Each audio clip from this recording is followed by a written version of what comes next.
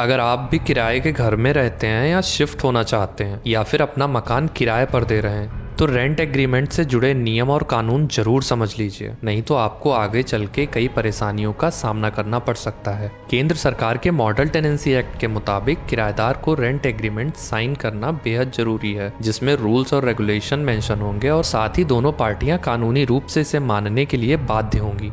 इस एक्ट के लागू होने के बाद अब किराएदार और मकान मालिक के बीच रेंट एग्रीमेंट का होना अनिवार्य है। एग्रीमेंट में टेनेंसी का समय, मासिक या सालाना किराया, नोटिस पीरियड के साथ साथ दोनों के अधिकार और दायित्व का भी जिक्र होगा। मॉडल टेनेंसी एक्ट के तहत रेंट एग्रीमेंट में लिखी समय सीमा से पहले मकान मालिक किराएदार को घर से नहीं निकाल सकता। हाँ, लेकिन अगर किराएदार ऐसा कोई कृत्य करता है जो एग्रीमेंट में मेंशन नहीं है, जैसे समय से रेंट न देना या घर को कमर्शियल काम के लिए या किसी अन्य गलत काम के लिए इस्तेमाल किया जा रहा है, तब वो किराएदार से मकान खाली करवा सकता है। हालांकि मकान मालिक के लिए जरूरी है कि वो किराएदार को घर खाली करने के लिए कम से कम 15 दिन का नोटिस दे। कानून कहता है कि किराएदारों की सिक्योरिटी मनी 2 महीने के किराए से ज्यादा नहीं हो सकती। यदि इससे ज्यादा सिक्योरिटी ली जा रही है तो उसका जिक्र एग्रीमेंट में होना बहुत जरूरी है। इसके अलावा घर खाली करने पर मकान मालिक को दी गई सिक्योरिटी मनी 1 महीने के भीतर लौटानी होगी। और इतना ही नहीं, अगर मकान मालिक को किराया बढ़ाना है तो उसके लिए उसे किराएदार को 3 महीने पहले ही नोटिस देना होगा।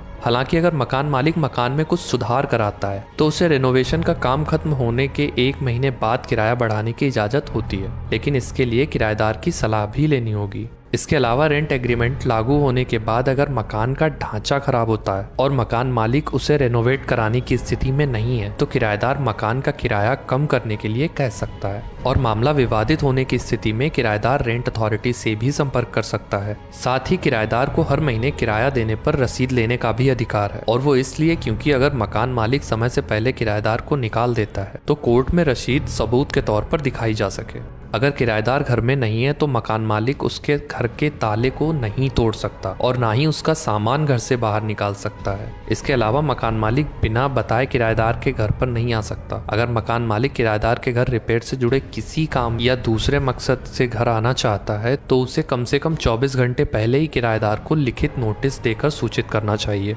आपने देखा होगा कई बार किराएदार और मकान मालिक कुछ रुपए बचाने के लिए एक मौखिक समझौता कर लेते हैं, या फिर कई बार ऐसा होता है कि किरायनामा तो बनवा लिया जाता है लेकिन फीस से बचने के लिए इसका रजिस्ट्रेशन नहीं कराया जाता, क्योंकि रजिस्टर करवाते समय मकान मालिक और किराएदार दोनों को ही फीस देनी होती है। ऐसी कंडीशन में रिस्क के चांसेस तो बढ़ते ही हैं, लेकिन साथ ही साथ यह इलीगल भी है। ध्यान रखें, जब तक रेंट एग्रीमेंट सब रजिस्ट्रार के ऑफिस में रजिस्टर नहीं करवाया जाता है तब तक वह वायलेट नहीं होता है। रेंट एग्रीमेंट में नियम और शर्तों को मेंशन कर इसे ड्राफ्ट कर रजिस्टर करवाना दोनों ही पार्टी के लिए फायदेमंद होता है। रजिस्ट्रेशन के लिए लैंडलॉर्ड को किराएनामे को स्टाम्प पेपर पर प्रिंट कराना होता है और मालिक, किराएदार और 2 विटनेस की मौजूदगी में से डॉक्यूमेंट को साइन कर इसे सब रजिस्ट्रार के ऑफिस में रजिस्टर करवाना होता है।